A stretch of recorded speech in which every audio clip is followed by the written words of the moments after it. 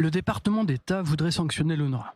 Selon l'agence de presse Reuters, les États-Unis envisagent des mesures contre l'UNRWA, y compris la possibilité de la désigner comme une organisation terroriste étrangère.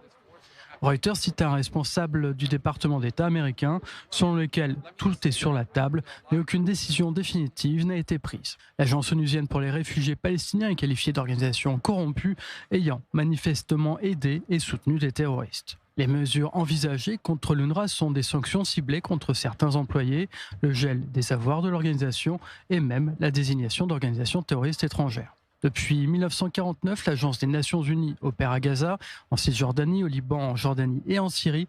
Elle est censée fournir éducation et soins de santé à la population palestinienne, seul groupe au monde qui a le droit de transmettre le statut de réfugié de génération en génération. Depuis Jérusalem, on voit l'organisation comme perpétuant le problème des réfugiés palestiniens. L'ONU défend l'UNRWA et tente de montrer l'organisation comme nécessaire pour distribuer l'aide humanitaire à Gaza. Les Nations Unies réfutent les critiques adressées à l'UNRWA. Jérusalem et Washington estiment que l'agence entretient des liens avec le Hamas, employant sciemment des terroristes et basant la pédagogie de ses écoles sur des manuels antisémites, anti-Israël et faisant l'apologie du terrorisme. Israël a publié des preuves établissant la participation d'au moins 12 membres de l'UNRWA à l'invasion barbare. Washington a longtemps été le plus généreux donateur de l'UNRWA. En janvier 2024, l'administration Biden a suspendu le financement de l'agence, estimant que les preuves avancées par Israël étaient crédibles.